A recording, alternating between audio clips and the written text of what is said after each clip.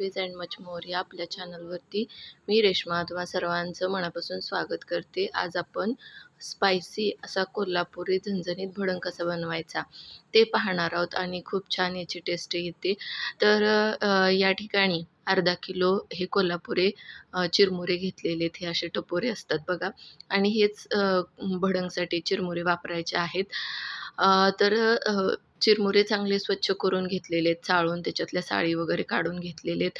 त्यानंतर 1 वाटी शेंगदाणे, 1 वाटी डाळ, त्याचबरोबर खोबऱ्याचे काप, लसूण आणि कढीपत्ता घेतलेला आहे. लसूण थोडासा जास्त वापरायचा आहे कारण आपण इथं भडंग बनवतोय. तर तेलामध्ये शेंगदाणे चांगले तळून घेतलेले आहेत. शेंगदाणे थोडेसे तडकायला लागले की लगेच काढून घ्यायचे म्हणजे ते करपत नाहीत. शेंगदाणे तळून झाले की आता लगेचच मी इथं खोबरंसुद्धा तळून घेणार आहे. थोडंसं लालसर होत आलं की काढून घ्यायचं कारण गरम तेलामध्ये आपण हे सगळे जिन्नस तळत असतो. तर तेलातून काढल्यानंतर सुद्धा त्याची प्रोसेस तशीच चालू राहते. त्यामुळं लगेचच काढून घ्यायचं. खूप जास्त लाल होईपर्यंत हे तळू द्यायचं नाही. मग ते खोबरं असू द्यात किंवा आपले डाळे असू द्यात किंवा शेंगदाणे असू द्यात. तर इथं बघू शकता अगदी तेल जर चांगलं व्यवस्थित गरम झालेलं असेल तर 2-1 मिनिटामध्ये हे चांगले सगळे जिन्नस चांगले तळले जातात आणि डाळे तळायला तर बिलकुल पण वेळ नाही लागत. तर खोबऱ्याचे काप आपले चांगले इथं तळलेले आहेत आणि आता शेवटी आपल्याला याच्यामध्ये आपले डाळे तळून घ्यायचे आहेत आणि तुमच्याकडे जर तो बारीक जाळीचा झाऱ्या असेल ना, तर त्याच्याने जर तुम्ही त्याच्यातच टाकून जर तो झाऱ्या तसाच तेलात ठेवला, तर ती सुद्धा खूप चांगली म्हणजे एक ट्रिक आहे. त्याच्याने जास्त वेळ लागत नाही म्हणजे डाळ काढत वगैरे बसायला जास्त वेळ लागत नाही. पण त्याच्यामध्ये आणखी एक त्याचं डिसएडव्हांटेज आहे ते म्हणजे की खूप तेल जास्त कढईमध्ये ओतावं लागतं आणि ते फ्राय झालेलं तेल नंतर स्वयंपाकात वापरणं चांगलं नाही आहे. तर बघू शकता अगदी 2 मिनिटामध्ये डाळीसुद्धा काय झालेले तिथं फ्राय झालेले आहेत आणि त्यानंतर इथं आपल्याला आता फोडणी देऊन घ्यायची आहे. तर सुरुवातीला कढीपत्ता चांगला मी फ्राय करून घेणार आहे कारण कढीपत्ता जर ओलसर राहिला तर आपलं पूर्ण भडंग सादाळू शकतो.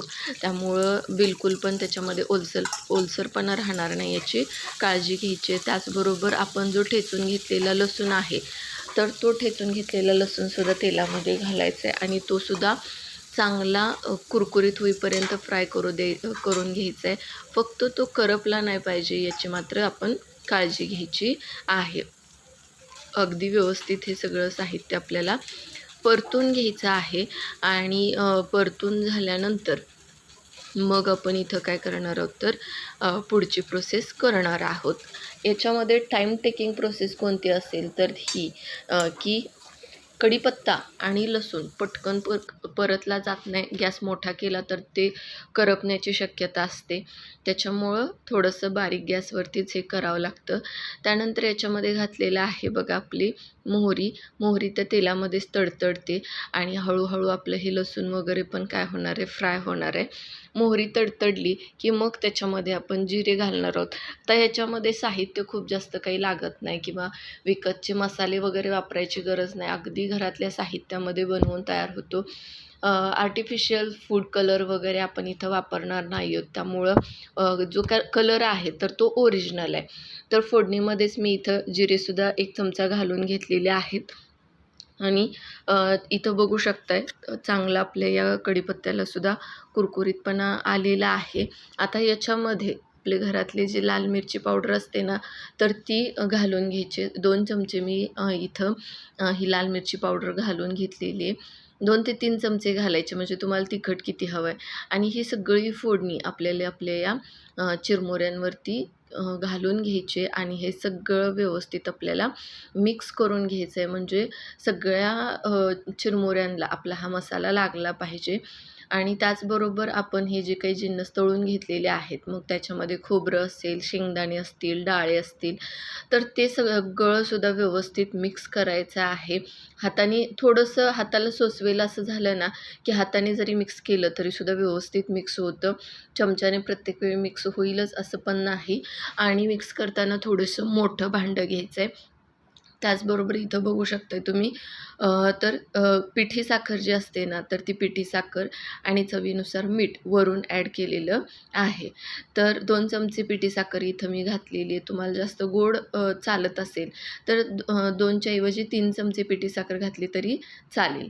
आता हे सगळं साहित्य व्यवस्थित आपल्याला मिक्स करून घ्यायचं आहे. आता इथं मी काय करते, थोडंसं माझंसुद्धा इथं म्हणजे गणित चुकलं आहे. ते काय तर माझंसुद्धा थोडंसं भांडं इथं छोटं पडलं.